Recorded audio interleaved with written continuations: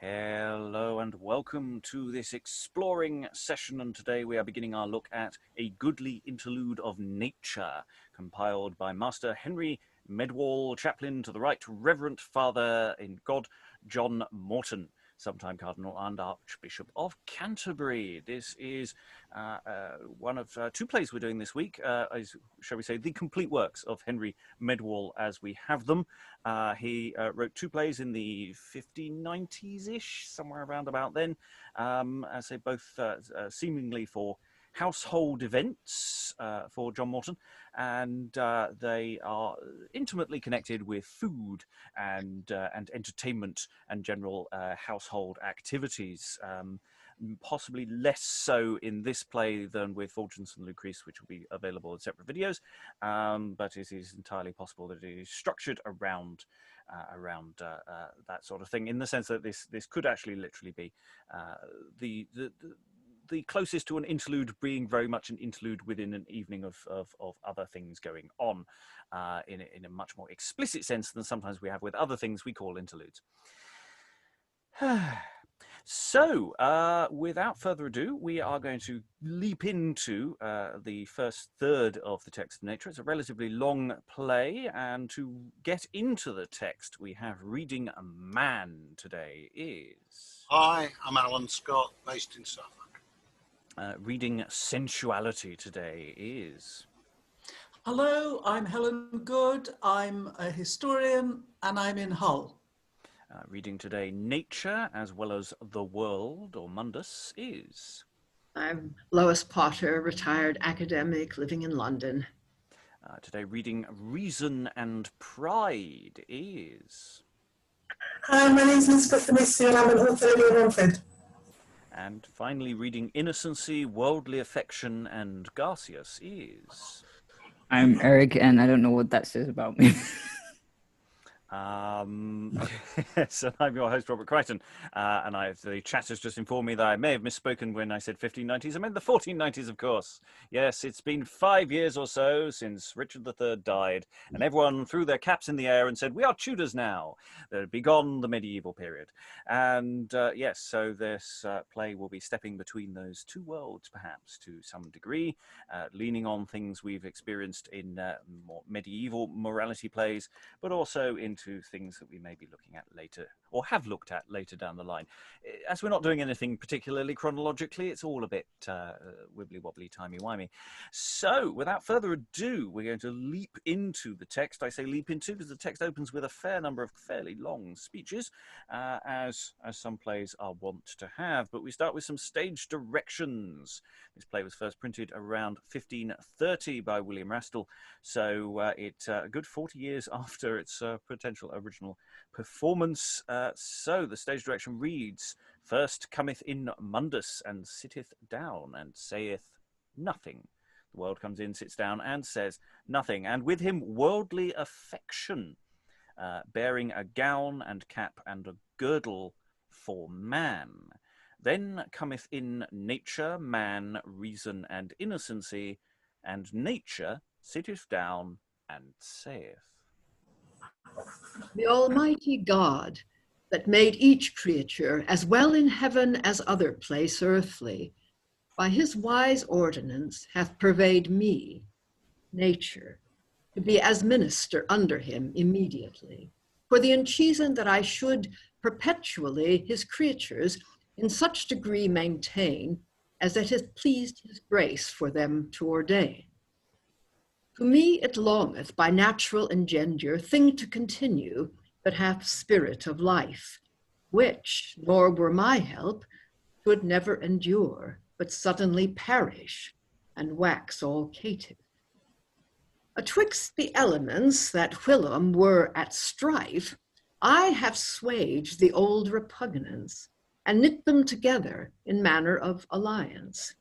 Eke I have ordained the goddess Diane, Lady of the sea and every fresh fountain, which commonly decreaseth when she ginneth wane, and waxeth abundant when she creaseth again.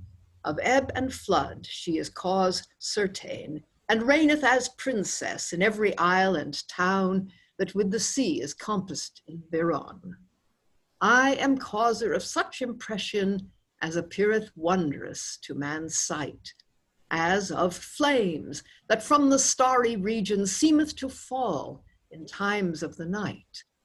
Some shoot sidelong, and some downright, which causeth the ignorant to stand in dread that stars do fall, yet falleth there none indeed. What needeth it to speak of things here below, as fowls, beasts, and fishes in their kind, of trees, herbs, and stones, how they grow, in which men sundry and many virtuous find.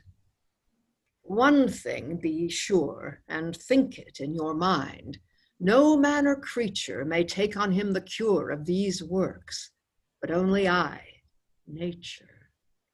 And plainly, there is in earth no man or thing that is not partner of my influence. I do provide for every beast living of natural food always sufficience, and give them also a matter of prudence, whereby they may naturally ensue that is delectable, and the other eschew. Who taught the cock his watch hours to observe, and sing of courage with shrill throat on high? Who taught the pelican her tender heart to carve, for she knoll'd suffer for birds to die? Who taught the nightingale to record busily her strange tunes in silence of the night? Certes, I, nature, and none other wight. But if that I should keep to memory each strange effect, and every great marvel that I have caused, I ensure you faithfully that rather time than process should me fail. It were your pain, and to me but travail, all such matters as now to bring in place, wherefore I let pass them till other time and space. But if ye covet now to know the effect of things natural by true conclusion, counsel with Aristotle, my philosopher elect, which hath left in books of his tradition how everything by heavenly constellation is brought to effect, and in what manner wise, as far as man's wit may naturally comprise. Wherefore, sith God of his great largesse hath thus enriched me with dower of his grace, and made me, as who saith, a worldly goddess, of duty I can no less do in this case, but with heart's joy and entire solace myself address to do his high pleasures, and to this same move all other creatures. Enforce you, therefore, his creatures each one, to honor your Maker with humble obeisance, namely, thou, man. I speak to thee alone before all other, as chief of his creance. Think how he hath made thee this semblance. Pluck up thine heart and hold thine head upright, and evermore have heaven in thy sight. Ovid, in his book Clepid the Transformation, among all other his fables and poesies, maketh special mention of thy creation, showing how God wondrously gan devise when he thee made, and gave to thee the emprise of all this world, and fiefed thee with all as chief possessioner of things mortal. In token whereof he gave thee upright visage, and gave thee in commandment to lift thine eye up toward heaven, only for that usage thou shouldst know him for thy Lord Almighty, all other beasts as things unworthy to behold the earth with groveling countenance, and be subdued to thine obeisance. But as touching the cause specially, wherefore I have ordained thee this night to appear, it is to put thee in knowledge and memory to what intent thou art ordained to be here. I let thee wit, thou art a passenger that hast to do a great and long voyage, and through the world must be thy passage.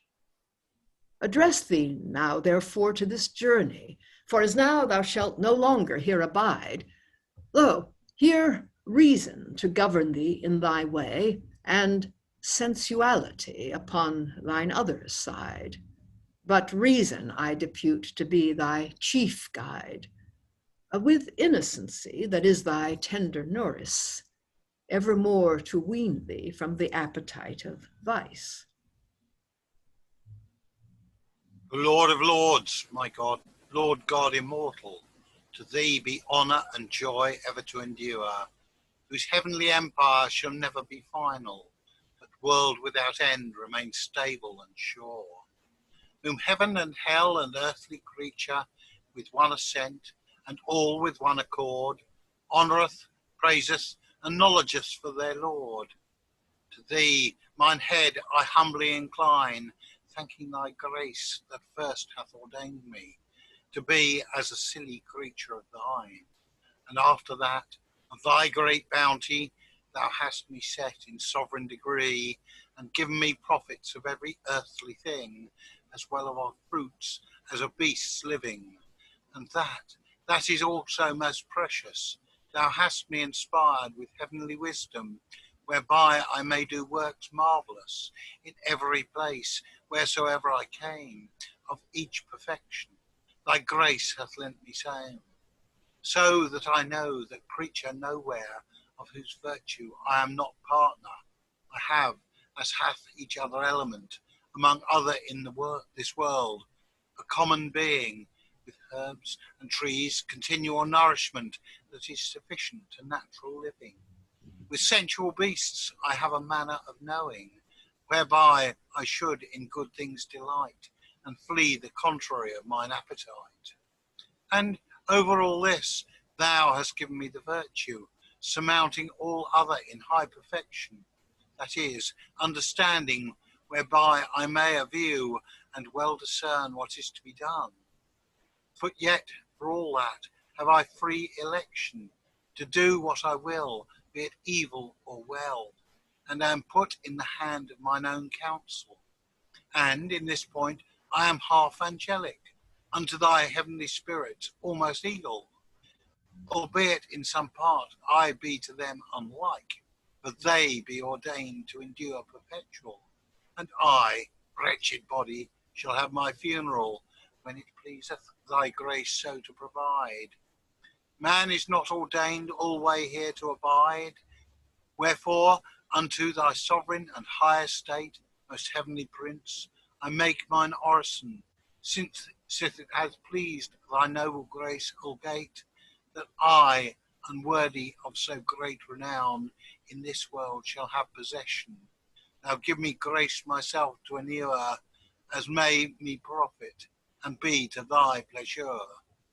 God hath heard thy prayer, mankind, no doubt, in all thy requests and rightful petition. Now, forth thy journey, and look well about that thou be not deceived by false prodition. Let reason thee govern in every condition, for if thou do not to his rule incline, it will be to thy great mischief and ruin. I wot well sensuality is to thee natural, and granted to thee in thy first creation, but notwithstanding, it ought to be over all subdued to reason, and under his tuition. Thou hast now liberty, and needest no manumission, and if thou abandon thee to passions sensual, farewell thy liberty, thou shalt wax thrall. What? Lady Nature, have I none interest as well as reason or innocency? Think ye this, lady, a good process, that they are advanced and I let go by? Ye know right well that I ought naturally, before all other, to have of him the cure. I am the chief perfection of his nature. Alas, what could the silly body do, or how could it live, nor were the help of me? Certes, it could not well creep nor go, at the leastwise it should neither feel, hear, nor see, but be as other insensate bodies be, in much worse case than worms of the ground, in which unneth any token of life is found. Meseemeth it should abhor him for to hear that I distrained should be in any wise, standing that I was create to be his fear, of all his guiding to take the enterprise. And now ye put me out of his service, and have assigned reason to be his guide. With innocency his nurse thus am I set aside. Ye clep him Lord of all beasts living, and nothing worthy as far as I can see. For if there be in him no manner of feeling, nor no lively quickness, what Lord is he? A Lord made of clouts or carved out of a tree, and fareth as an image graved out of stone, that nothing else can do but stand alone. If ye intend him to continue long in honour or worldly felicity, he needs must follow his appetite among, and conform himself to the more part. I tell you, men will have no dinty to do service or homage to a block. All the world will think it but a mock. Suffer me therefore to have with him a room, and to be with him as chief counsellor. And if he do so, I think to doom, he shall reign in the world as chief governor. But if reason tickle him in the ear, or bear him on hand, the cow is wood, and never shall be able to do earthly good. My friend, as I said to you before, a room shall ye have, no man saith nay. But reason must be preferred evermore, for he can best lead him to the way of virtue and grace, whereby he may longest continue to God's high pleasure, to the which end God hath ordained this his creature. Content thyself now with reason, my friend, and meddle thee no further than thou hast to do. Thou hast brought many a man to a wretched end, and so thou wouldst spoil his creature also. But whatsoever he say, take no heed thereto, without that reason will allow the same. For whoso doth the contrary deserveth much blame. God and I, nature, have set thee in better case than any creature under the firmament. Abuse not, man, abuse not thy grace of God Almighty that from above is sent. Thou shalt be the first that shall repent, if ever thou flee reason and sue folly, when once thou feelest the smart of misery.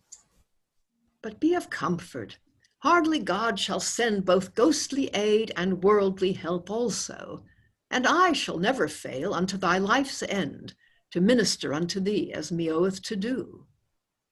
Lo, yonder the world, which thou must needs too. Now shape thee thither. There is no more to say. Thy Lord and mine guide thee in thy way. And exit nature, which is helpful because Mundus is going to speak in a bit, and it would be a bit awkward if you were still in the same room. I thought I'd let that sort of run on a bit so we get a sense of it, because I don't think it's exactly surprised when you say there's some long speeches, and but they are quite nice speeches. I really quite like sort of going with them. I mean, they are long, but that's the nature of the beast, I think, with this kind of play. But once you get into it, you know, we're getting the sense of what the where the battle lines are living. You know, that mankind's going to have to go out into the world, and should be led by reason, with Innocency as his nurse. With a box room set aside for sensuality. I know that's not what the line meant at that. You will have room didn't literally mean you'll get an office. And sensuality being quite aggrieved.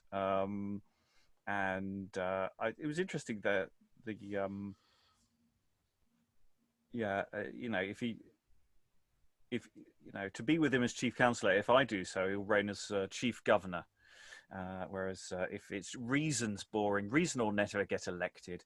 Yeah, that's a depressingly true statement to a degree. Yeah, general thoughts about nature, man, and sensuality in this opening gambit. Who wants to leap in? Helen. Jane Austen wrote a novel about this. I don't think sensibility is quite the same as sensuality. No, but it was Sense and Sensibility. Yeah. All right. Jane Austen didn't write a novel about this, but it occurred to me that there were certain similarities. I think it's the same general moral question. You know, who is your guide in the world, and what's the best one, Eric? Well, it's very much like, well, I mean, they reference Aristotle, but I mean, it sounds like Plato, like the whole chariot allegory thing of like having reason as the charioteer, not so. If reason loses like the battle, then you know you sort of fall off the wagon, pun intended.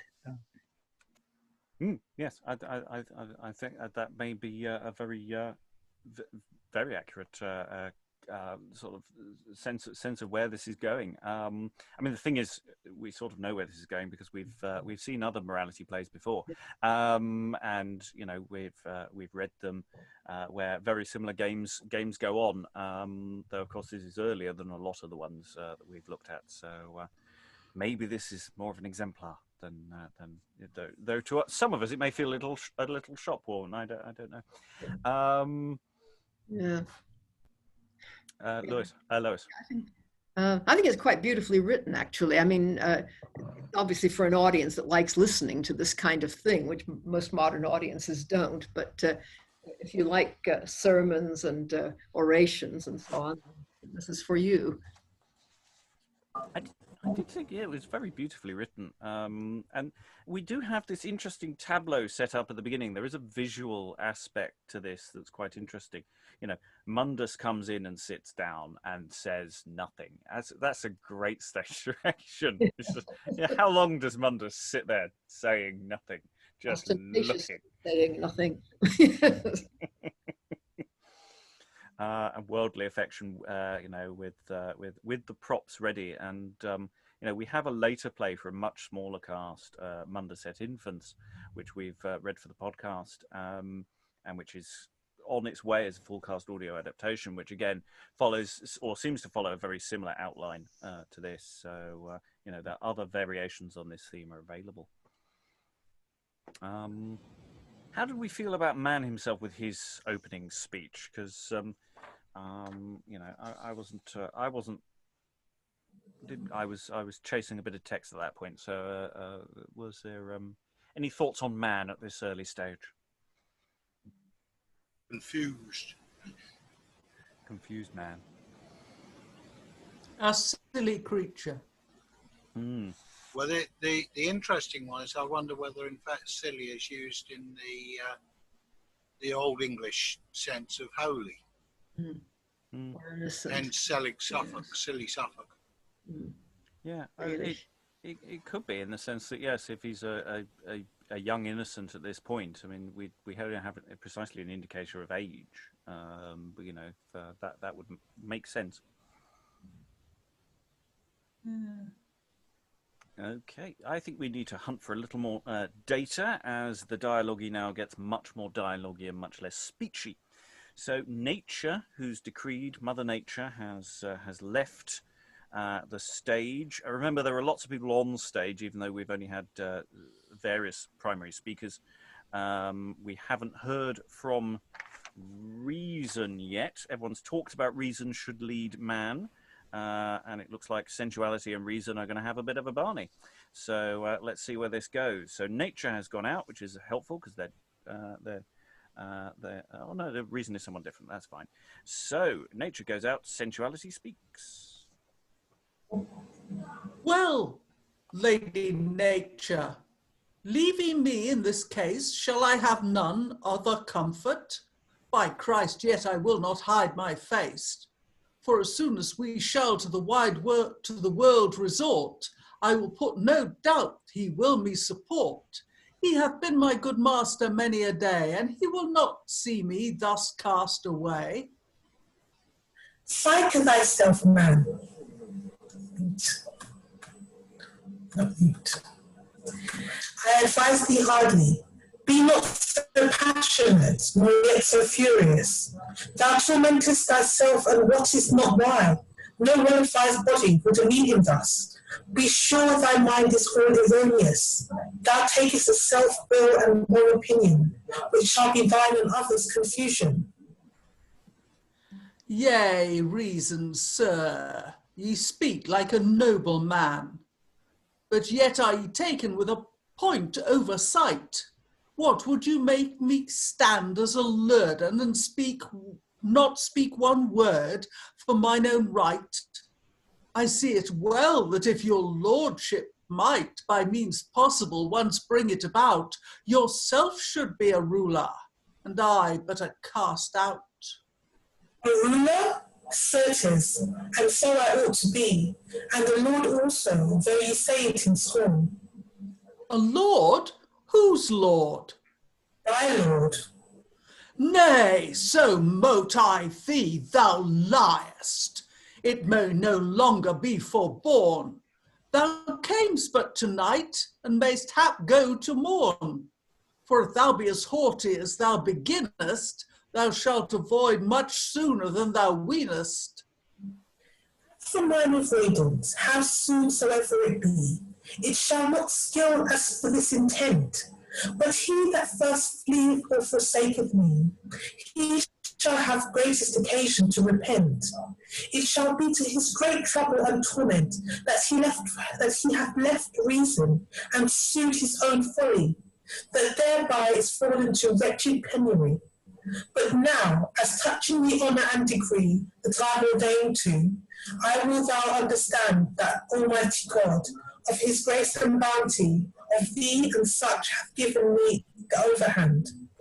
And will that I use thee as a servant, to advise thee and reform thee when thou beginnest to err, and to cleave thee homeward if thou rail too far. And where thou sayest thou art so necessary that man without thee can have no living, as in that point we shall not much vary.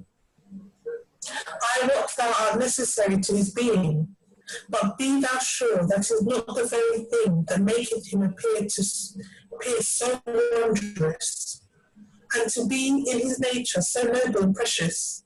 It is a thing that doth right far exceed all other perfections and virtues natural.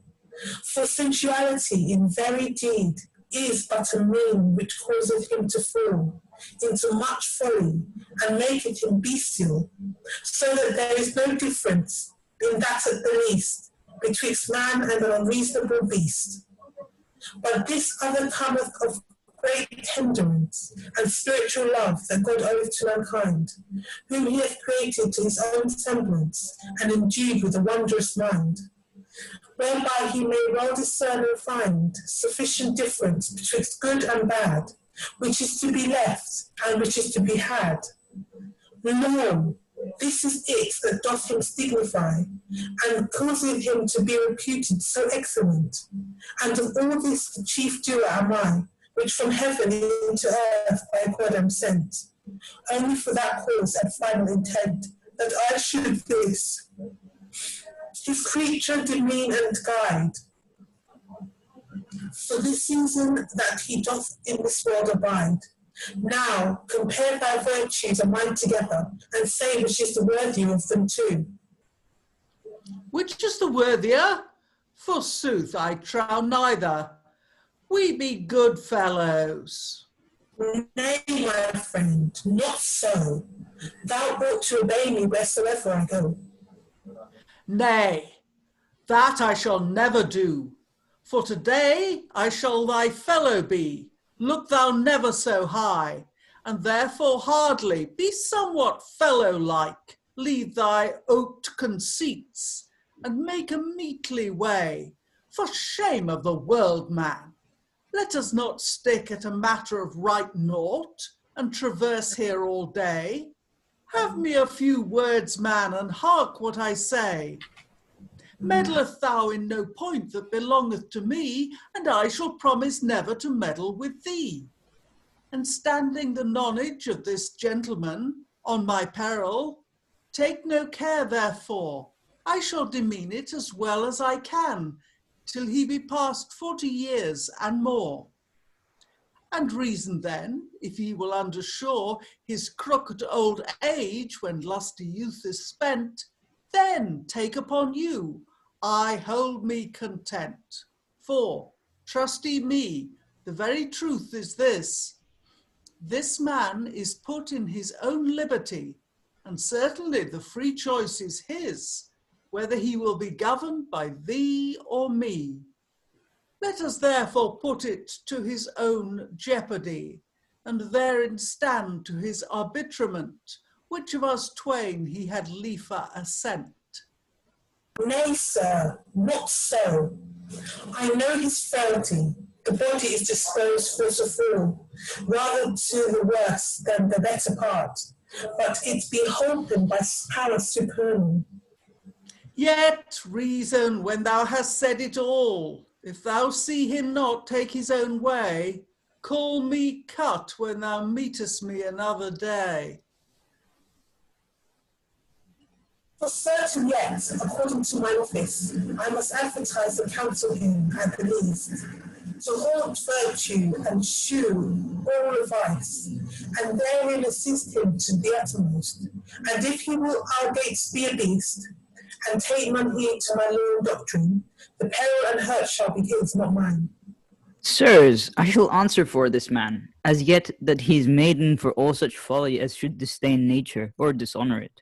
Brought up with me full well and tenderly, wherefore I dare the surelier testify for innocency, that he is yet virgin, both for deed and eke consent of sin.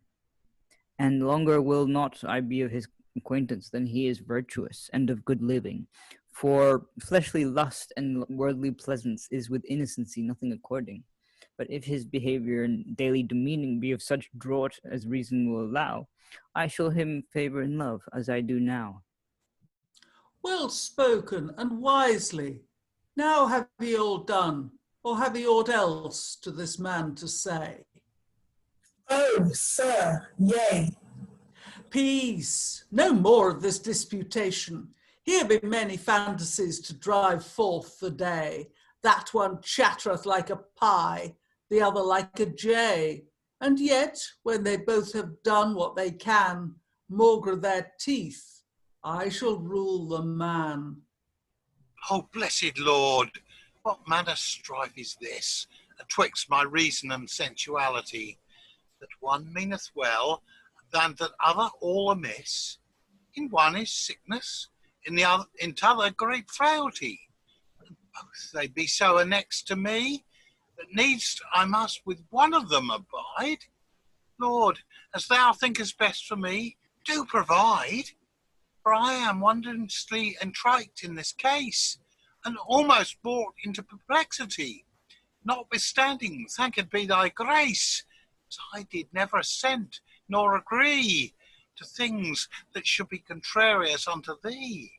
Sinful deed and thought all innocent, subdued to reason, as is obedient. Christ grant you therein good continuance, to be ever of the same mind and intent. But now will ye call to your remembrance, for what cause ye be his assent. I hold it well done and right expedient, that ye were brought unto the world's presence. Be it so. In God's name, I pray you, go we hence.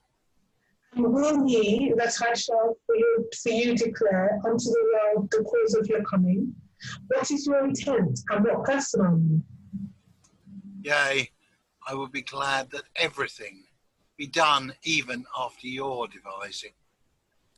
Shall I then stand as if I were tongue-tied?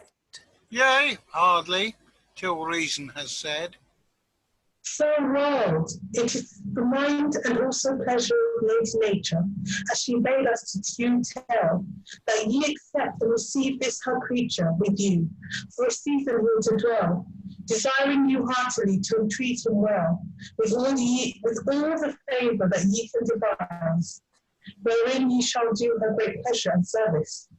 If all the world speaks, we'll pause there. The tug of war for mankind. Back and forth he's going. Back and forth he's going. Poor confused creature. What's he going to do? It's really interesting because there's elements of reason which it's interesting getting the sense of a character for reason that he might be being a bit overbearing and pompous. I like the way sensuality. You speak like a nobleman, and the way reason just goes. You can't trust the people giving them a choice. They'll always vote for the wrong thing. And the sort of that sort of interesting sensuality sort of it has a fair point. We should let man decide. He's got free will. Which one of us does he want to follow? And the way innocency sort of steps in and sort of their comments can be sort of moved in the direction of sensuality as well as reason. I like the way sensuality goes. Right. Has anyone else got to anyone got anything else to say to man? Yeah, I have. No, good. It's just clearly sensuality is much better at working the room. Other thoughts? Helen. I think man is going to university and is receiving advice, partly on, for God's sake, don't overdo it, do it, and partly, this is the best time of your life, you really have to enjoy this. Poor mankind is very confused. Alan. Or alternatively, stay isolated, but eat out to help out. Well, yes. Yes, it's not easy to know what going to the world means in this case, is it?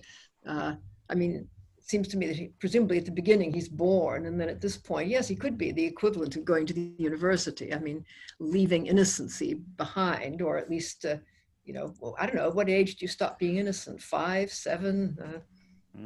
It's the way the virgin was used as well. But it's a virgin not just of the act, but of even thinking about it. So he still doesn't understand even the conception at that point. Where but what is time's? How fast is time moving in this allegorical setup? But again, it's dialogue still moving very nicely. I'm still liking it. It's a very measured thing. But there is character coming through. I don't think it's Eric, I saw a hand. I was just going to say that it's interesting that man is confused because also because there's this tug of war, but also nature and reason have told man over and over that, oh yes, you are the chosen creature of God, and we will sort of in the vein of humanism, basically, you're the center of the universe, kind of. So you should choose rightfully, emphasis underlined a million times, or else you're gonna waste all the gifts we've given you. Yeah, and it's the thing is, who's going to guide him into the world? Is it going to be reason? Is it going to be and it's sort of basically they go right. Reason gets first dibs, and then sensuality gets second dibs. So it's rather than being tongue tied, there's a pecking order about who gets to speak. I think that's the idea. Of now that they're going to make their first address, or they have made their first address to the world, setting out presumably the terms of reference for how you engage with the world. So as opposed to yeah, there's always a risk with allegorical works that if you try and look too detailed into it, then it all starts falling apart. But yeah, there are staging choices that should be made. It's interesting. The world's been on all the way through this. You know, Innocency was on all the way through it, even though they literally just spoke then. So yeah, other thoughts before we move forward? No. Oh, Eric. I was just gonna say that reason like doesn't sound very reasonable. It just kind of like, it's like, yeah, I'm supposed to be in charge because they said so. Like, rather than, you know, sort of the argument is that, you know, I'm going to lead them, not going to lead them astray, and sort of take advantage of their gifts rather than sort of throwing humanity away. Well, it's the head and the heart, isn't it? It's the reason, the you know, think about what you're doing before you do it, as opposed to sensuality that just says, this is nice, I'll keep doing it. But reason, yeah, there's something about reason who's, I'm not sure reason is as good a debater as sensuality is. But sensuality isn't only about sexuality or pleasure. Sensuality is also about feeling. I mean, what sensuality says is, without sensuality, you're just a block of wood. Well, it's the mind and the body. And no use to anybody. So there has to be a balance. Reason and sensuality are fellows. They should be in balance. They're together. What sensuality is objecting to is that reason says it has to be in charge. I mean, sensuality isn't saying there should be no reason, just that there has to be balance, not reason in charge. For sensuality to take effect, does the reason have to be left behind? No, I don't. Well, possibly, but sensuality doesn't say so. No, but the sensuality has part of it, the abandonment of reason.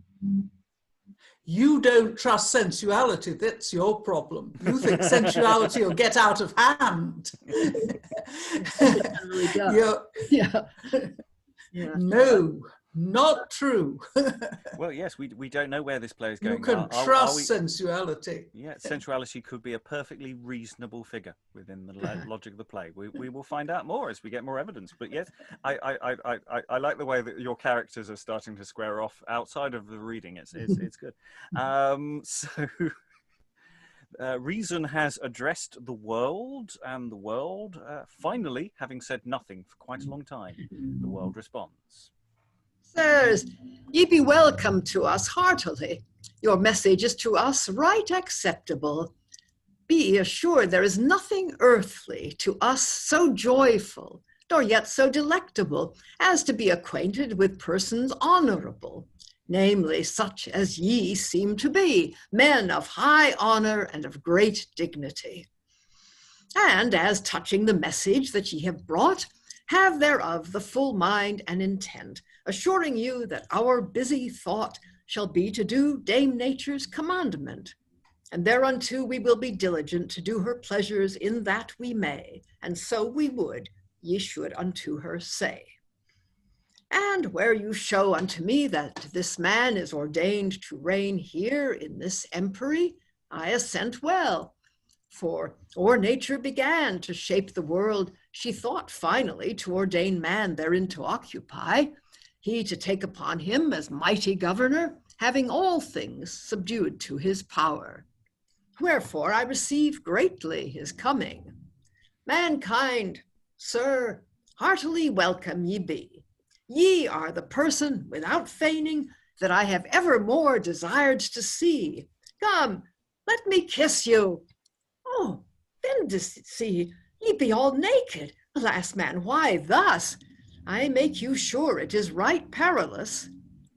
I thank you, but I need none other vesture. Nature hath clothed me as yet sufficiently. Guiltless of sin, and as a maiden pure, I wear on me the garment of innocency.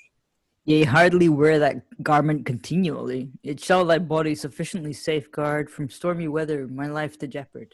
Be peace, fair woman, ye are not very wise. Care ye not if this body take cold?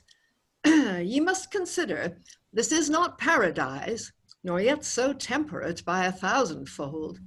Whoso liveth here, be he young or old, he must suffer both fervent cold and heat, and be out of temperance oft time in his diet.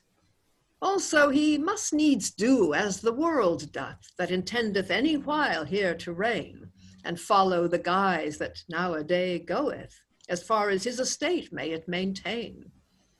And who doth the contrary, I will be plain, he is abject, and despiseth utterly, and standeth ever banished from all good company. Sith God, therefore, had ordained this body to dwell here in this earthly region, of convenience he must himself apply to worldly things, and be of such condition as all men be, and leave each fond opinion that is not approvable of wiser men than he. To take such way, it is but vanity. Take this garment, man. Do as I ye bid. Be not ashamed hardly to do it on. Oh, lo, now this girdle have gird it in the mid, and this for your head, go set it upon. Why, the charge of me, you be a goodly one as ever I saw since that I was born, worth 1,000 that ye were before. Give me your hand, be not in fear, sit down as ye are born to occupy this place. I give you here authority and power over all thing that conceived is, in the space of all the earth round is in compass, to be as lord of every region, and thereof I give you peaceable possession. Blessed be thou, my Lord, most bounteous, that of your great abundant charity, me, thy wretched creature, hath honoured thus, with natural gifts and worldly dignity. Now, I beseech thee, for thy great pity, sith thou hast set me on such noble way, suffer me not hereafter wretchedly to decay. For certes, it is mine heart's desire, so to demean me in this life present, as may be most unto thy pleasure, and unto nature not disconvenient. This is my will and my chief intent. This will I observe, thy grace to borrow, though I, therefore, suffer much worldly sorrow. Forsooth, these words be greatly to allow, if they from meek and lowly heart proceed. Now, mankind, sith thou hast made this vow, show thee thereafter thy life to lead, and let thy word be cousin to thy deed. That is to say, do thou none otherwise than thou here openly to God dost promise. Yea, sir, and ever look that ye abstain, not only from deed, but also from the assent. See that ye commit neither of them twain, if ye will observe the high commandment. For surely ye may be not cleaved innocent, nor guiltless of sin, as far as I can find, if once ye assent to folly in your mind. This is a hard word, sister, that ye have spoken, a hard word surely, and a heavy sentence.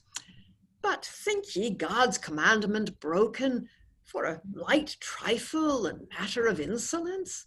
Alas, have ye such a spiced conscience that will be intricate with every merry thought? Leave it, woman, leave it, for it is naught. And man, as for you, you shall not take that way. That manner of observance is too hard and straight. Ye must attempt the world, and therein assay whether ye can live after that endrate. These two folk harp both on refate, and ever enbusieth them to rebuke you of sin that never was spotted nor found guilty therein. Take no heed of them, their words be but wind, and as for this time I command them to silence. And now let us see how prately ye can find by sage policy and worldly prudence to maintain the state with honor and reverence that ye shall be in while ye in the world dwell. Speak of this matter and ponder it well. First, meseemeth necessary to provide what manner folks your servants shall be. For surely you are nothing accompanied according to a man of your degree. Ye have here with you 2 persons or 3, that pleaseth you happily in the best wise, yet appeareth not so to every man's guise. What man is this? Reason, sir, my chief counsellor, and this Innocency, my nurse hitherto, and Sensuality, that other, by whom I have power to do all as all sensate beasts do. But Reason and Innocency, chiefly these 2, have the whole rule and governey of me, to whom eke is subdued my sensuality. And before sensuality gets a word in edgeways, I think we should just briefly review the world and what the world is talking about here. It's interesting how the world... Well, it's interesting that we've only just noticed that mankind's naked. Yes. He's not been wearing any clothes, ladies and gentlemen, for the last, half hour. So I'm assuming, I don't know, leather Yeah. thing. I mean, he's wearing something, this sort of garment of innocency. So there might be something to hide his naughty bits. But I mean, I wouldn't want to put him in a nappy, as I suggested in the chat. It's sort of the modern equivalent, isn't it? I think they wore leather. I mean, white leather of some sort. I think that's what was specified in one of the medieval mystery cycles. Yes, Adam and Eve have. Yeah. That's how they get around their problem. Yeah. So maybe this is doing something similar. It's a private household. Who knows what the Archbishop of Canterbury was into? So Don't go there. no, we'll move back. But it's interesting, the reason in Innocency, they've got the ascendants here. But when the world listens to what Innocency says, because Innocency, reason is saying you should go forth into the world, with a meek and lowly heart, etc. But Innocency is sort of saying it's not enough to just not do bad things. You mustn't even think it. Think that's what Innocency was saying. Do contradict me if I'm wrong. And the world going, no, that's a bit much. You can't expect that of people. Trying to give him some advice to go into the world, but the world is always a slightly ambiguous figure, because the world is also worldly and therefore is slightly corruptive and is a world you have to be careful of the world. So the world can be perfectly reasonable, but it also can be a state of corruption. So it's interesting the way this is sort of shifting and playing around, and it's all very reasonable. Eric first.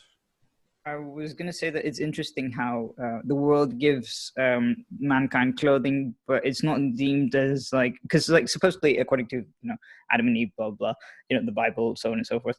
It was clothing. They wore clothing out of shame, not they tried to hide themselves out of shame. Whereas here it's just logical. It's too cold to this is not a temperate region where you can just walk around naked or something. You have to actually. Wear clothing to stay warm, not because you're ashamed or anything. Yeah, this is the problem with when all you've got is your head, not your senses. Sensuality would have told him he's cold. I think that's reasonable enough. Alan. One thing I noticed during that last set of speeches is there does seem to be some specific gendering of various attributes or various of the characters, which we hadn't got highlighted in the rubric at the top of the script, which might be worth going back over at some point to just look at it, because there are points when certain characters are referring to themselves or others specifically as female. Yeah, I've noted, we got Mother Nature. That I understood, but and Innocency, I think, is also female. That sort of a wet nurse figure. Anyone notice any other specific ones? Man is male. I'm not sure about the world. Mm. I mean, where is Eve? Where is woman? Well, it's not that kind of allegory. Eve's a Okay. real person, remember? Oh, sorry. Where is woman? Yeah. In the brain, it's quite a long way to go. Sorry, say again, Elizabeth? She may come in later in the play because of sensuality. Yeah, I think there's an attribute of there might be a bit of Eve in some of those elements, in the same way there's probably a bit of Adam in man. So yeah, Helen. The world is very keen to point out that you will be judged entirely on how well you dress and how good your servants are. So the world is explaining to the innocent man that outward show is seriously important, which is, of course, very much of the time. Yes, I mean, considering this is a household performance by a very wealthy, important person, and you know, this would be performed in a space presumably with, you know, all of these strata of the household would perhaps be present or potentially be present for this kind of performance, and so yes, demonstrating and pointing that out to all of the classes where you should know your place is not an unimportant part of what this play is potentially doing.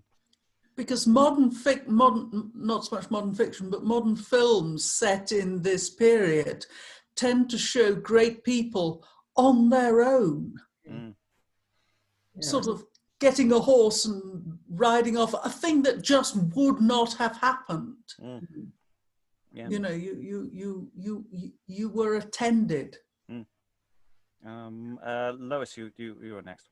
Yeah, it's the same with productions, actually, of early plays. I mean, there ought to be far more people on stage than usually are, because everybody should have had a couple of servants with them, even though they're not mentioned.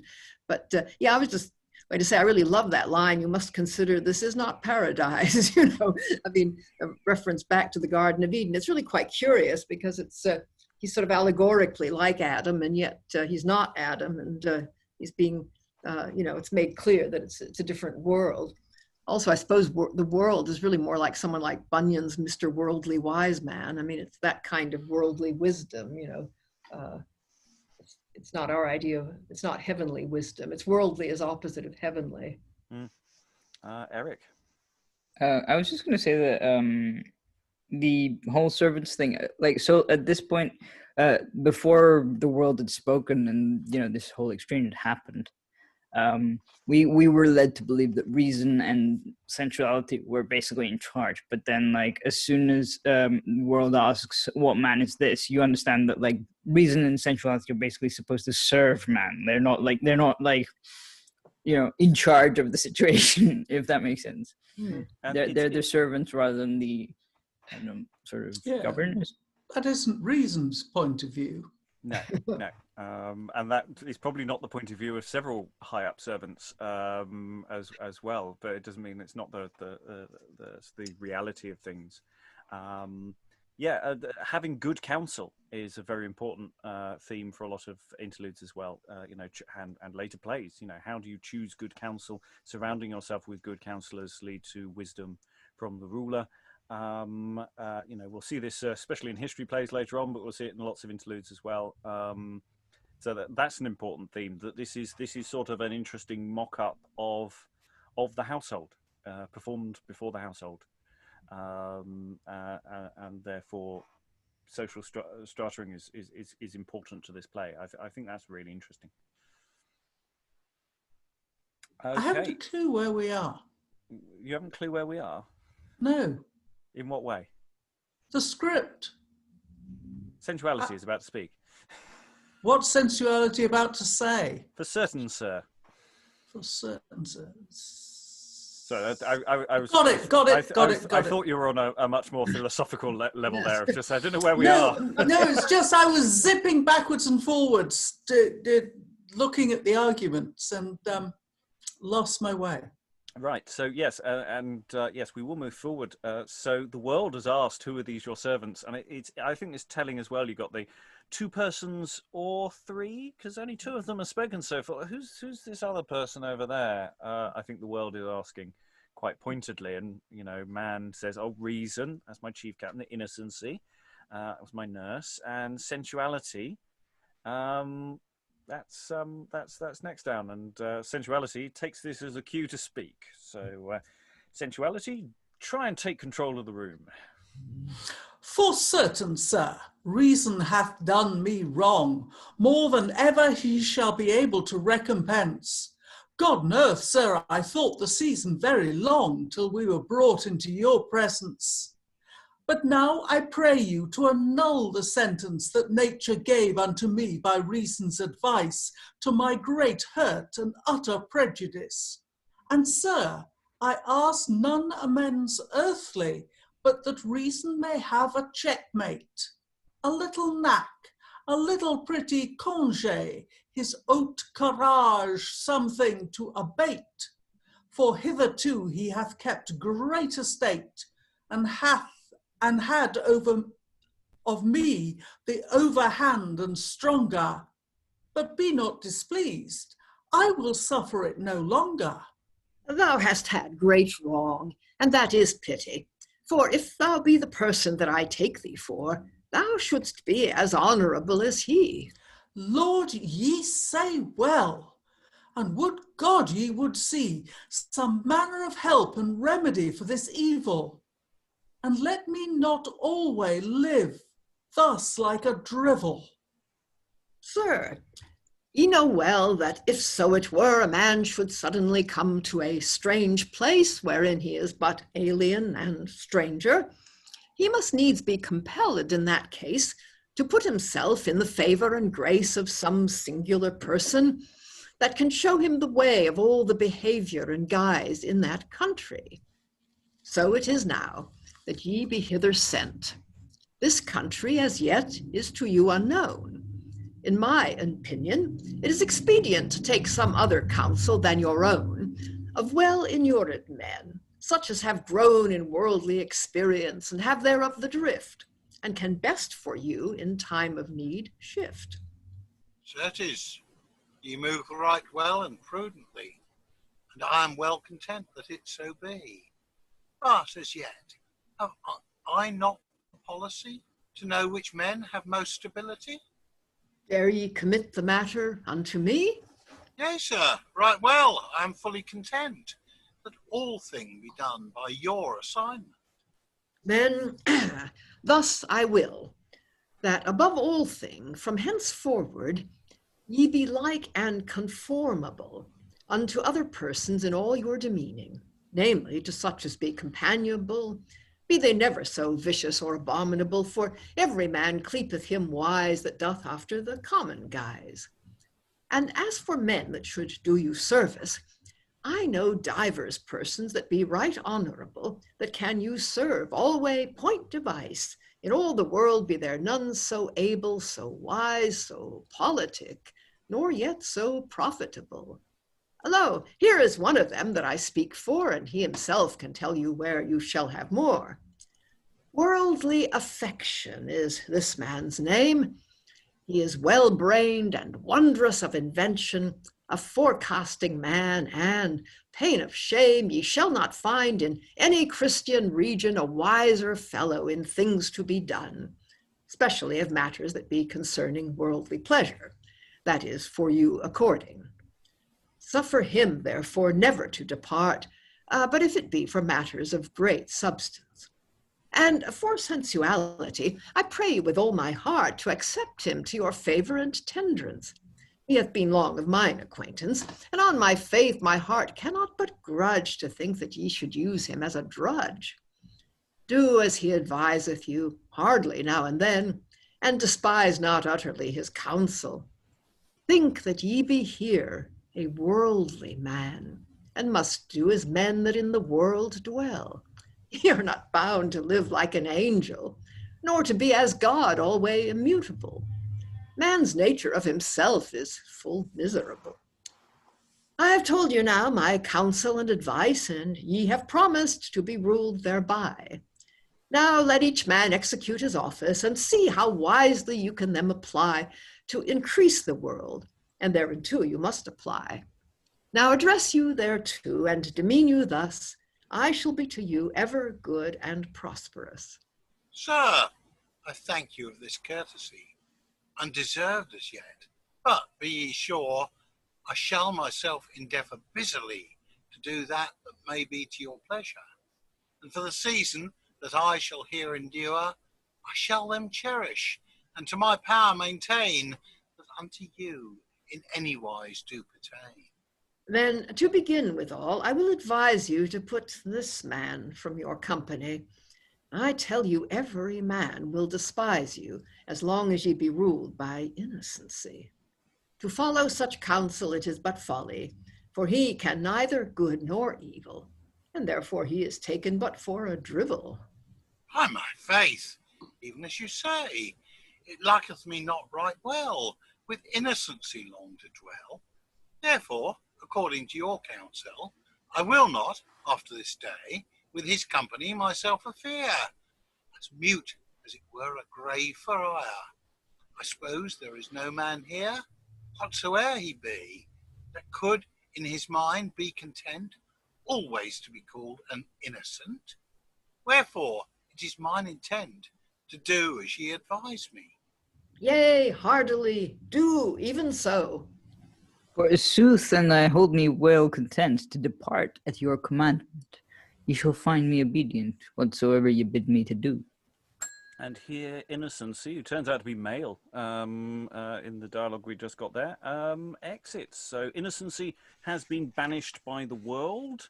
World has advised that sensuality has a place, as has worldly affection. We've seen worldly affection. He's been on stage throughout. He's the one who handed all the props earlier, so that when the world handed over to mankind, some clothes and his presumably manly hat, and set him on his throne. This was all assisted by worldly affection, and Innocency is banished. Poor Innocency, but time and a place. Time and a place. Can't be innocent forever, Lois. It's odd because people are called sister, and yet certainly this man, I wonder if it's because these are all male actors, and even when they're playing female characters, perhaps they can be referred to both ways. Yeah, I think it seemed to make more. Maybe there's just a typo somewhere, or there's something there, or do not know. I think we could definitely make, in production we can change around with gender terms throughout anyway. Sensuality is down as male as well, at one point at least. It could be as much to do with how we cast it to decide on pronouns.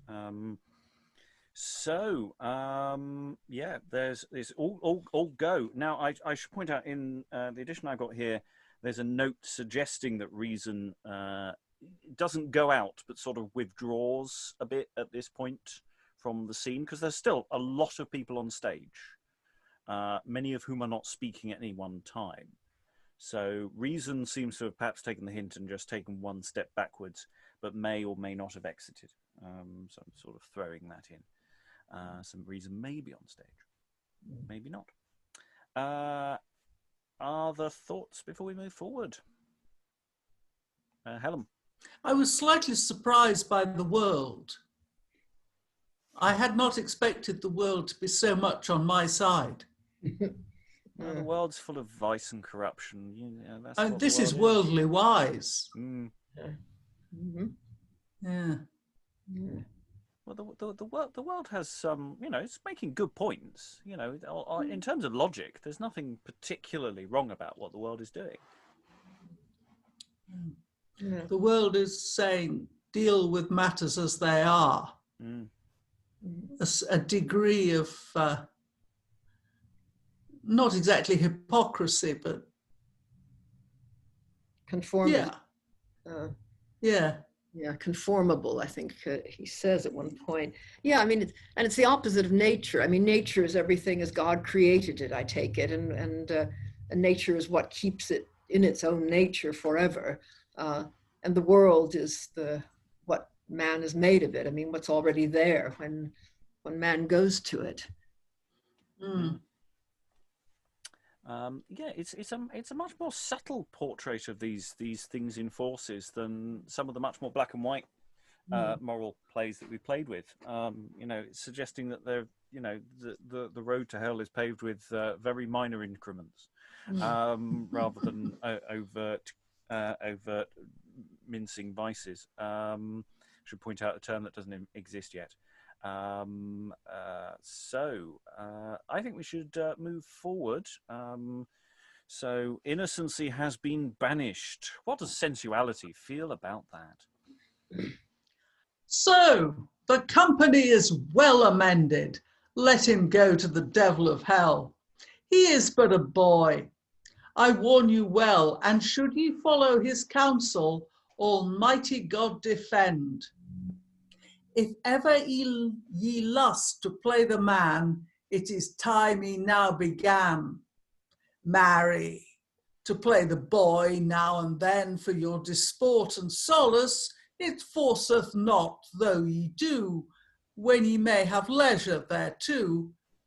And among I will help you also in due time and place. Yea, that ye will indeed. But now, sir, will ye anything command me before my departing? Nothing at all to my witting. But our Lord have you in his keeping, and send you well to speed. And so the world goes out, leaving mankind to have a chat with worldly affection. So the right-hand man of the world is going to have a convo. Man to worldly affection. Worldly affection, come hither. Ye are politic, and much better inured in this world than I pray you, dispose for me, as ye think most like, that I may live here well and honourably. Yea, sir, I shall, doubt ye not hardly, if it like you to put me in so great trust, and I trow you shall find me true and just. I wot well I shall. Surely you be bound to the world that hath given you so great commendation. Yes, yea, sir, some men had liever than £1,000 they might be commended of the same fashion. But, sir, let's pass all this commendation and answer to me, I pray you, fruitfully, in that I shall move you substantially. Sir, at a few words I you exhort, sith that ye become to your own. Cost yourself to bear such a port, that, as ye be, ye may be known. Eke it is necessary for that behove that there be some manner of purveyance, whereby ye may bear out your countenance. Will it like you therefore that I survey and see the extent of all your land, and therefore in all thee hast purvey, for both for you and yours all manner of viand, with other utensils ready at your hand, so that ye be purveyed at all times, early and late, of each thing that belongeth to your estate? Your counsel is good. Do as ye think best. I commit all such thing to your discretion. I shall do my true business, at the least to bring all things to good conclusion. Abide worldly affectation. You made no mention. Who should await and give attendance? I must have most servants, whatsoever chance. What? Ye have sensuality. Ask never other counsel of such matter. He can you best advise. He knoweth where all such manner persons dwell, as be most apt to do you worldly service. And then he goeth out. Yea, on my peril, sir, I shall take the enterprise of all such matters, and look where I find any man of pleasure, on him set your mind. Lo, will ye see, lo, here cometh one, even the last man that was in my thought. What is he? Ye shall see anon, a well-drawn man is he, and well taught, that will not give his head for naught, and thereto goodly, as ye shall see in a day, as well apparelled at each point of his array. and everyone moves to one side so that Pride can have the floor to do their turn, which we'll come to in just a second. It's interesting, the world said of worldly affection, you know, keep him at your side unless he's got some stock keeping to do. And what's the first thing worldly affection does? He takes stock. And I'm wondering about what affection means in this sense. Is it the love of the world, or is it something else that I'm not quite getting here? Because I'm wondering what his role is. Closely linked to sensuality, isn't it? It's closely linked, but they're not the same thing. They have a different thing, and the idea of him leaving, giving sensuality perhaps a little more reign. So worldly affection is not inherently a bad thing, but again, he's a modifier. Yes. I think it's interesting that the world leaves worldly affection in its stead. The Bible says that it's love of money, isn't it? It's the root of all evil. It's all love of the world. So worldly affection is left instead of the world, which means that it's interchangeable in some way. Yeah. The world for worldly affection. He's deputing for the world. Yeah. And well, so yeah, I like the idea of, you know, connecting with love of things, because that's what he's doing. He's going off to count the things, you know, and perhaps that's why he's that element is not interested in anything else, because he's just focused on that. Lots of things to think about. Eric. Oh, sorry. I like the idea that basically I just realized that, like, after Innocence left the scene and after we did the whole chat and so on, that basically the world has taken away man's innocence, both allegorically and literally in this sense, sort of, and just leaves like someone else in charge, which is not necessarily ideal. But then basically nature left the world in charge, and the world left worldly affection in charge, and worldly affection said, hey, you've got sensuality, you know, why not? Sensuality is just as good as worldly affection. Sorry, say again, Elizabeth? So sensuality is just as good for man as the worldly affection. That's what worldly affection says. Yeah. So yeah, let's find out if this is true or not, because sensuality is introducing man to a new character who's come on, who has not been named for the audience yet, but spoilers, it's Pride, people, it's Pride. So Pride comes in with a chap called Garcius, who's going to have an indelible impact on your life. Dwelleth here, will no man speak? Is there no fool, no haughty peak? Now by the bell, if were arms to break, some of these knaves' brows, a gentleman comes in at the doors, that all his days have worn gilt spurs, and none of these knaves nor country whores bids him welcome to house. What, ye know, what, ye not, ye not how great a lord I am? Ye not know how great a lord I am? Of how noble progeny I came. My father a knight, my mother called Madame, mine ancestors' great estates, and now the livelihood is to me full, by both their deaths natural. I'm spoken of more than they all, hence to Paris gates. How say ye, sirs, by mine array, doth it please you, yea or nay? In the best wise, I dare well say, by that ye know me well, and one thing I put you out of doubt, I have wherewith to bear it out. As well as any man hereabout within this 100 mile, behold the bonnet upon my head, a stirring colour of scarlet red. I promise you a fine thread and a soft wool. It cost me a noble at one pitch. The scald capper swear stitch, that it cost him even as much. But their pride had a pull. I love it well to have side hair, half awoke beneath mine ear. For evermore I stand in fear, that my neck should take hold. I knit it up all the night, and the daytime comb it down right, and then it crispeth and shineth as bright as any pearled gold. My doublet is unlaced before, a stomach of satin and no more. Rain it, snow it, never so sore, methinketh I am too hot. Then have I such a short gown, with white sleeves that hang down. They would make some lad in this town a doublet and a coat. Some men would think that this were pride, but it is not so. Ho, ho, abide. I have a dagger by my side, yet thereof spake not I. I brought this dagger at the mart, a sharp point and a tart. He that had it in his heart were as good to die. Then have I a sword or twain, to bear them myself it were a pain.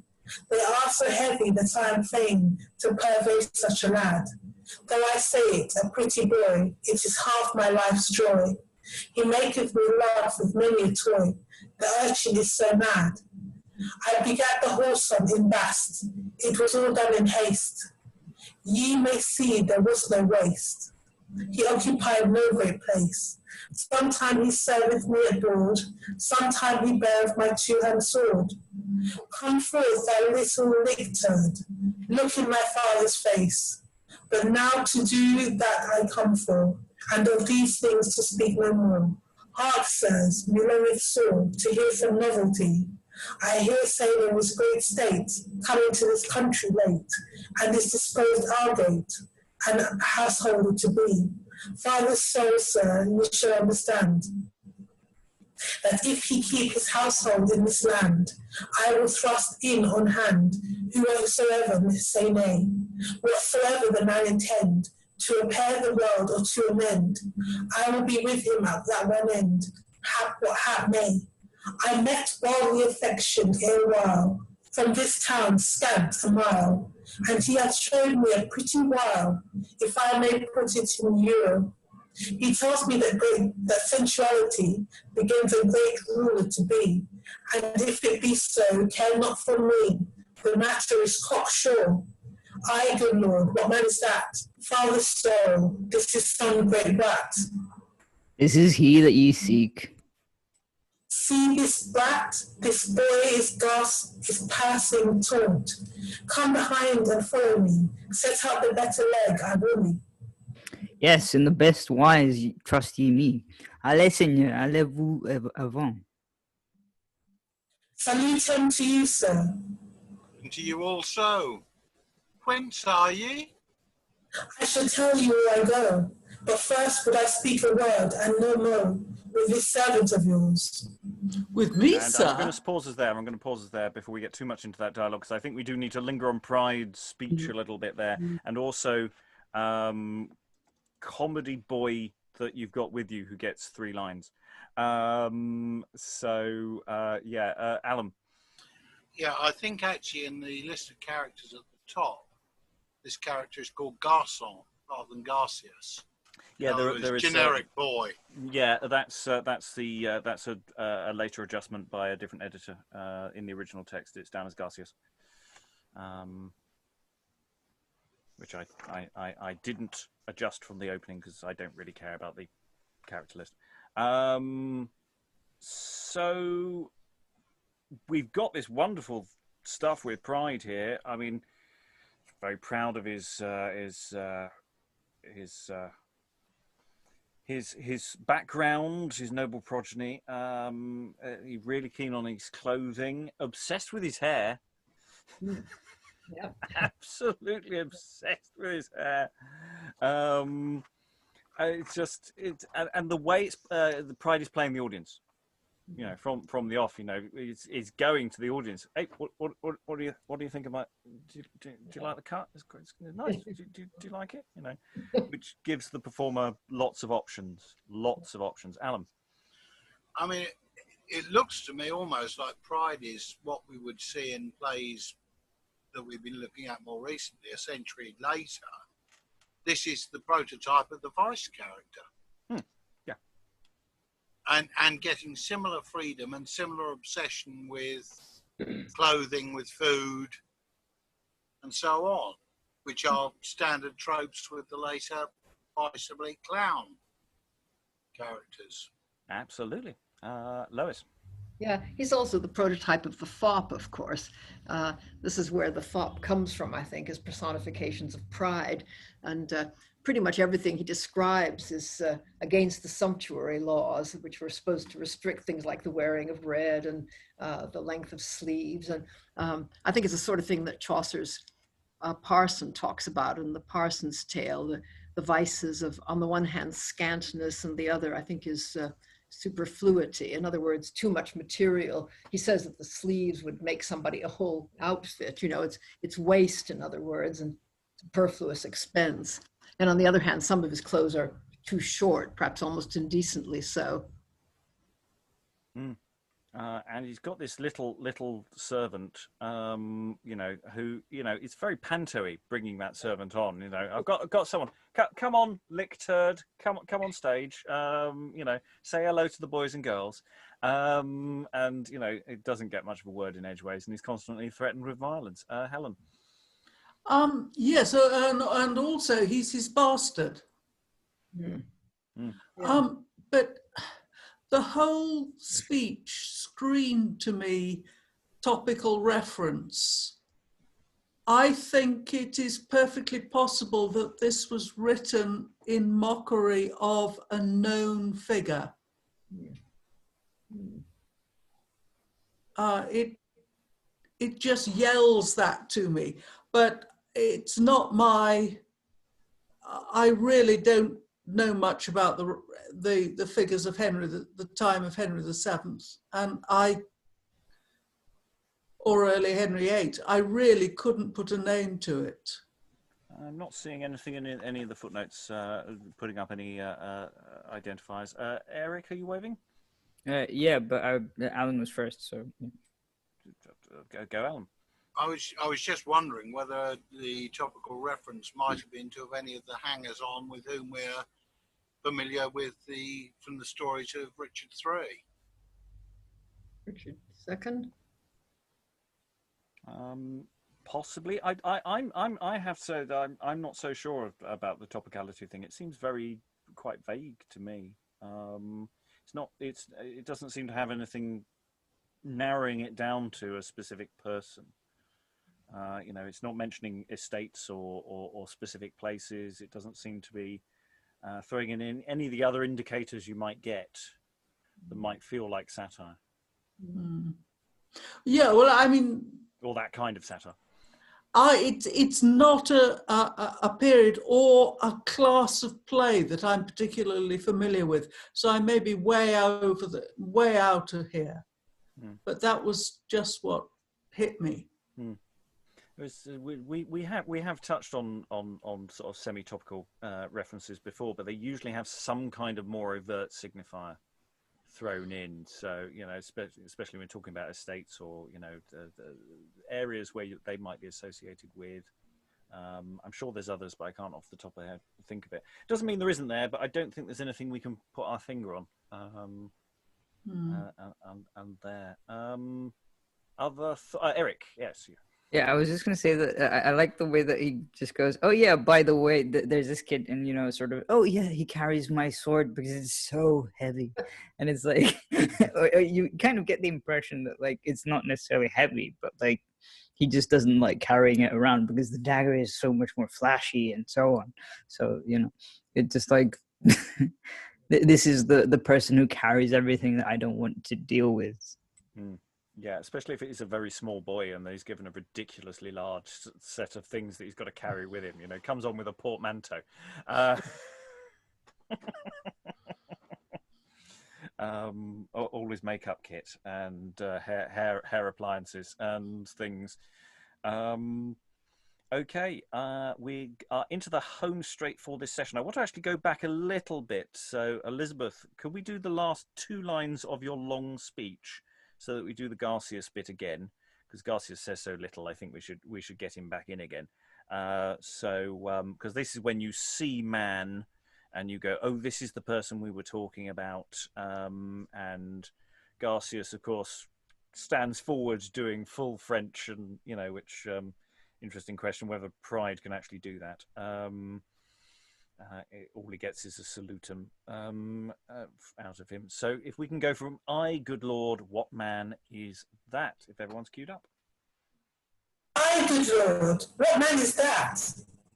Father soul, this is some great what? This is he that ye seek.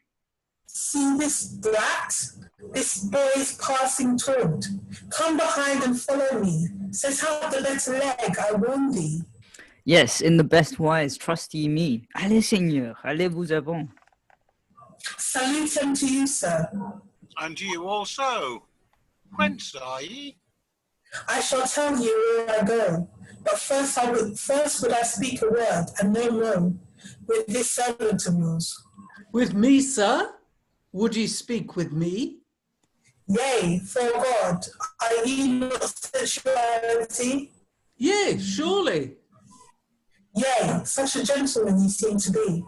Your poor servant at all hours. And then we have this wonderful stage direction. Then pride speaketh to sensuality in his ear, that all may hear.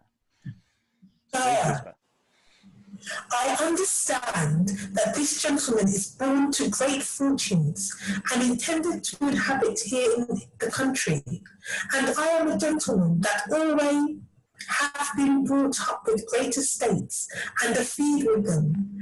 And if I might be in like favour with this gentleman, I would be glad thereof and do you a pleasure. Where is your dwelling? I dwell hereby.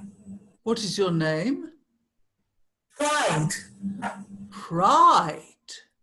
Yea, sickly, but I'm clipped worship commonly in places where I dwell. Worship now, if faith ye say true, ye be radix viciorum, root of all virtue. Yea, yea, man, ye would say so if ye me knew.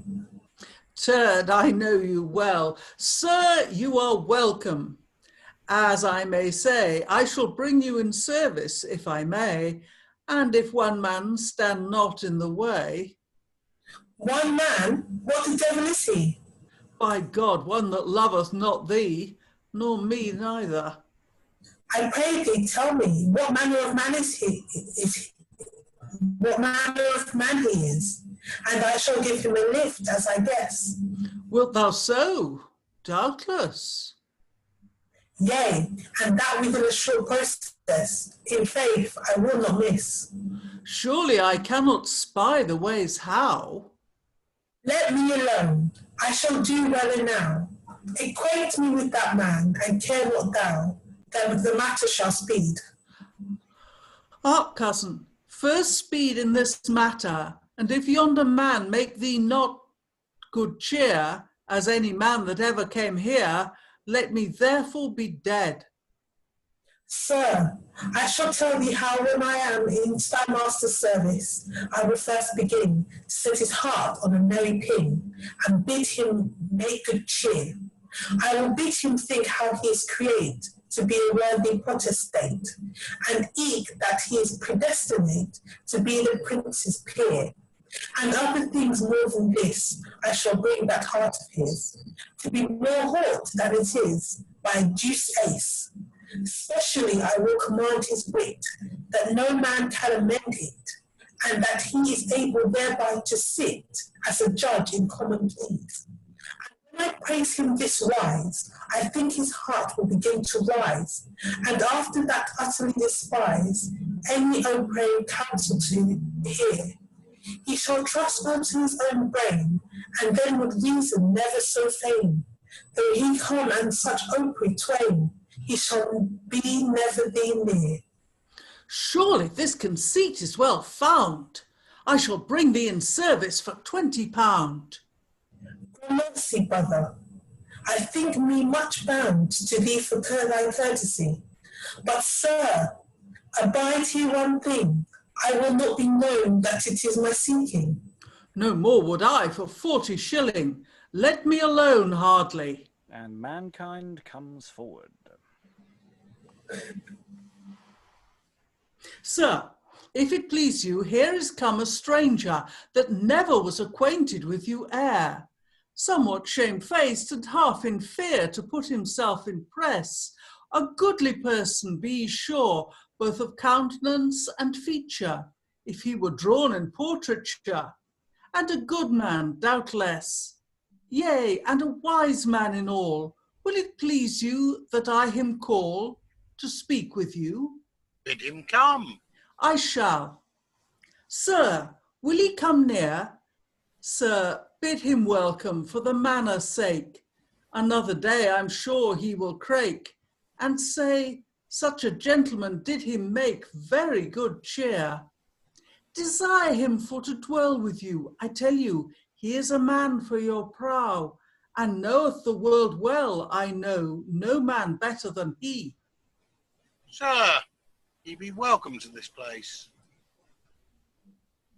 I thank you, sir, but I do you trespass to come thus homely.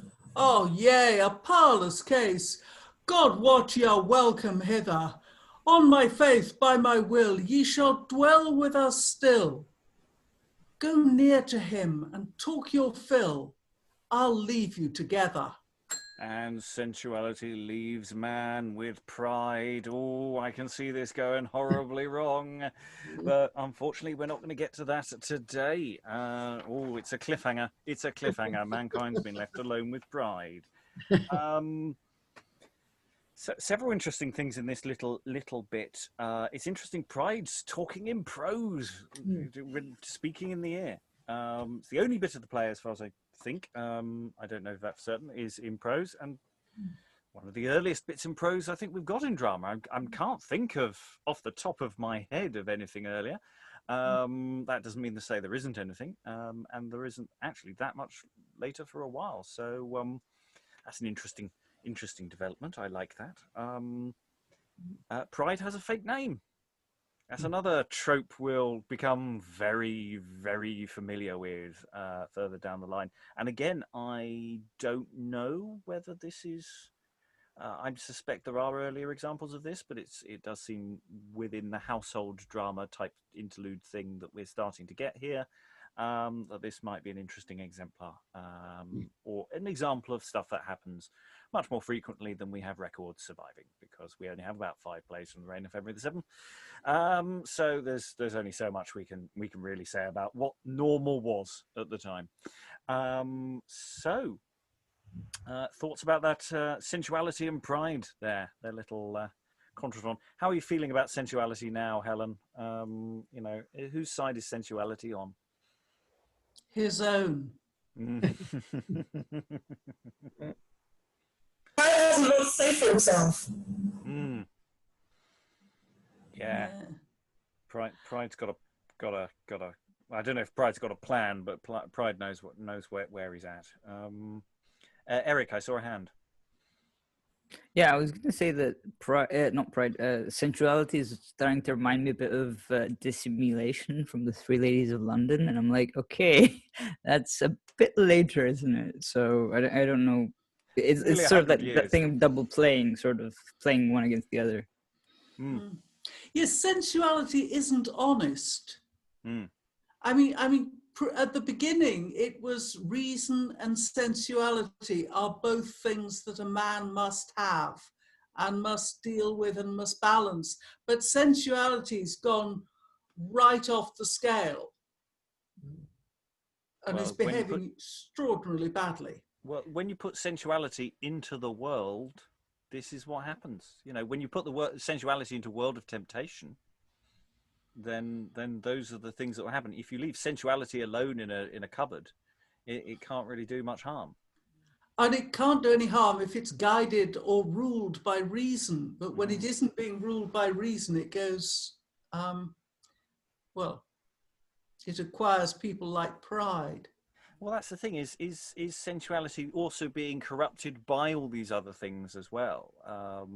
Pride comes in with all these lovely things, love of clothing, love of fashion, all these fun, sensual things. So, you can't help yourself, really, can you?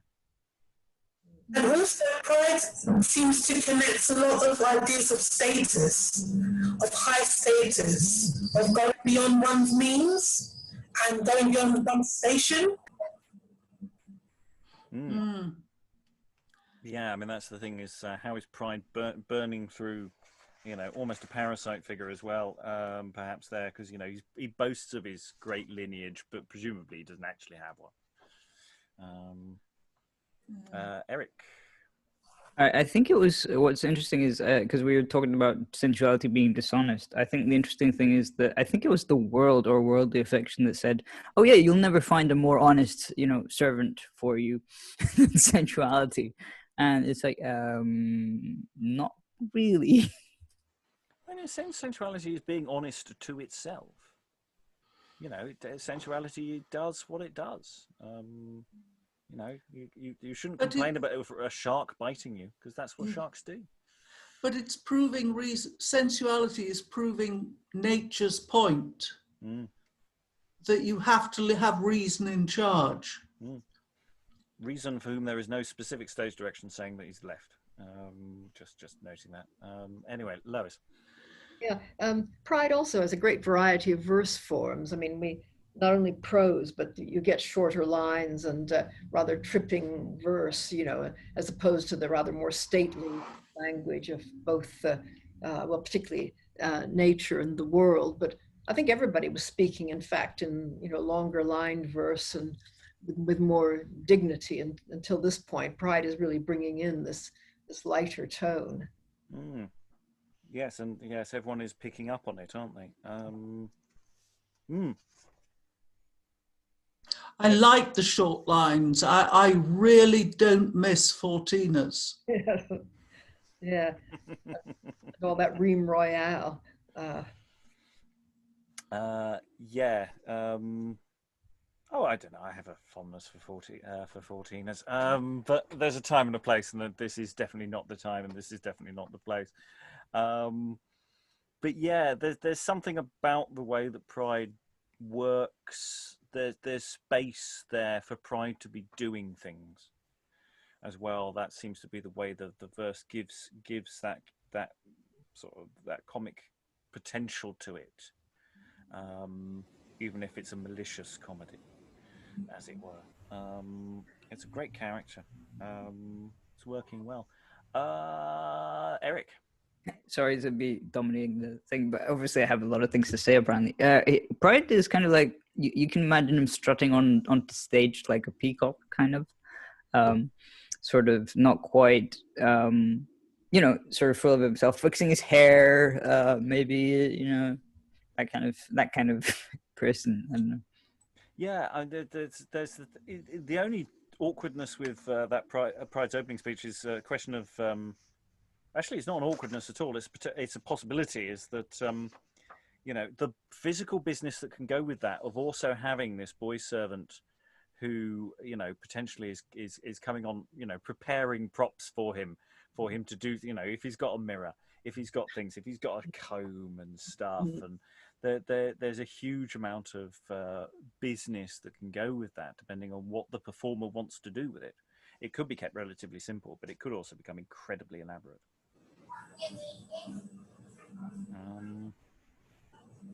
Okay, we are approaching extra time, and we have reached the limits of the text for today. So it's final thoughts on the play so far. Alan, how are you finding nature? How are you enjoying the last embers of the 15th century? It's an interesting piece, and given the author and the nature of the household to which it was presumably written, it doesn't seem to be particularly moral. And if the idea is this is the setup, it's one hell of a long setup with 20 odd pages, about a third of the piece, with no sign of any of the baddies getting a comeuppance. We're only a third of the way into the play. I mean, yeah, but that's a heck of a long setup. Well, it's been a slow war of attrition. It seems. Also, I should point out the play's in two parts. So we are approaching the end of part one. So in terms of shape, everybody's going to get a break. in a bit, and it may not. It may be over 2 days. I haven't checked on this. There may be a text indicator, so it might be that you have effectively a 24-hour gap before you get to part 2. You get to the resolution. I don't know what the cliffhanger at the end of part 1's going to be like. Who knows? But it might just be pudding, or the early Tudor equivalent. Or call to service. Yeah, it's it's this slow. Mankind has to grow up a bit, and as they grow up, things occur. It seems paced reasonably well that the pride is going to really start moving things forward even more now. But we shall see what tomorrow brings. So, Lois. Yeah, I carefully didn't read the rest of it, but I mean, I think anybody would expect that if pride comes, eventually we'll get the other deadly sins. There's also the time thing that I think Sensuality said that if I can have man until he's about 40 or past, then reason can have him after that. I think in the Castle of Perseverance, it's actually at 30 that man sort of repents of his wild youth and starts behaving more sensibly, and then along comes avarice and takes over his old age. I mean, there's a definite sense of the shape of somebody's life and which sins get it at which points. So I've no idea whether any of that is going to happen, but that's the that would be the sort of pattern I'd expect. Yes. Any additional final thoughts, Lois, from you before we close? No, I think it's a very carefully written play. I mean, Medwall obviously is a good writer, and it's extremely familiar material, but it's nicely done. I mean, it's that interesting thing where it's placed. You know, we do have a few morality plays that come before this that are sort of very, the medieval tradition. And when we say this all seems very familiar, it's because of all the stuff that comes after this. Yeah. And it's been the awkwardness of not being able to do this one until now. It's sort of it's slightly ruined my my planning. Have you done the Castle of Perseverance? Because if I No, remember, not yet. I mean, in that one, man does move from, I forget where he starts, but he moves towards the world as well. So there is some idea that is the starting point. Yes, and we do have personifications of deadly sins there, and it leads to a pitched battle. We will be coming to Castle of Perseverance fairly soon. It's nearly on the cards. And again, it's been slightly irritating to have not sort of followed some of these plays chronologically, because there's a lot to be drawn out from them there. Helen, final thoughts? The thing that's slightly worrying me is what the other characters are doing while all the discussion is going on, especially man. I mean, while Pride and the guy called beginning with S, whose name I've now forgotten, but I was reading. Sensuality, yeah, that's the bunny. While Pride and Sensuality, and while Worldly Affairs and Sensuality, and while they're all talking together and discussing this, mankind, or man, seems to be standing there like a complete dummy. And I think it's quite important to find something for him to be doing, even if it's only whittling a stick. Well, he's got a throne, remember? He's taken the throne, so he could just be sitting there, watching. Raining. Generally. I think there's a good question. There's the sort of semi-processional quality to this, that there's an awful lot of people who are there in tableau through a lot. Very much for the opening section. I think it's less of a problem now, though. What man does is an issue. God only knows what Garcius is doing. I don't have an exit point for him either. For all I know, he's doing all sorts of terrible things, being annoying and getting kicked. So. Yeah, I think that there's a really big question about what's happening physically, which is a good point. Anything else, Helen, before? No, it's not a genre with which I'm particularly familiar, so I'm here to learn. Excellent. Elizabeth, final thoughts? I'm really enjoying this one. I think it's really interesting. Eric reminded me of the Three Ladies of London. And we've done a few morality plays so far that I've been on, but this one is actually really standing out as particularly interesting. I feel as though we're going to still meet some more characters in the middle, and that the plot's going to thicken. So I still think that it's everything to play for now, whether man will fall or rise above his vices. Yes, I mean, it is interesting when mentioning this sort of very late Three Ladies of London, which is a very, very late example of, shall we say, a morality type play. It's a good 100 years after this. And the similarities and the differences over that period of time. And we have in the if you want to go back and look at this, viewers at home, we do have quite a few morality plays over time, looking at different ways of playing around with morality material and sort of interlude tradition. And so there's a lot of similarity, but there's a lot of experimentation as well. 1560s is particularly fascinating as different ways play around with this. There's elements here that we saw in some of the marriage plays, Wit and Science, and those variations there. Elements of sort of there, even though it's not as tight a morality tale, but it's the same idea of going out into the world, being influenced by the wrong people, though in that case in a slightly less allegorical way. Eric, you are last, I think, in the list of final thoughts. Yeah, I was gonna say I'm enjoying it. I'm enjoying the sort of differences between like prides, and all the characters are very clear in my head, like what they might be, not necessarily doing, but the way they behave and speak of themselves. Sort of, you kind of can imagine where it's gonna go. And also, I was gonna ask, like, sort of, I'm curious to see what kind of was going on with religion and sort of the philosophy debate at this point in time, like historically, because like you kind of get the impression that they're not that interested in like religion as such. Although, I mean, like sort of the concept of morality in the Christian sense, like sort of this is what you have to behave to do to be a good Christian. In a sense, that's rumbling quietly in the background. It isn't being rammed in our face in the way that other morality plays, the medieval and the late medieval ones that we have touched on a bit. I mean, we have the advantage the Reformation hasn't happened, which just opens all sorts of cans of worms. So, there is a consensus as to how to get to heaven.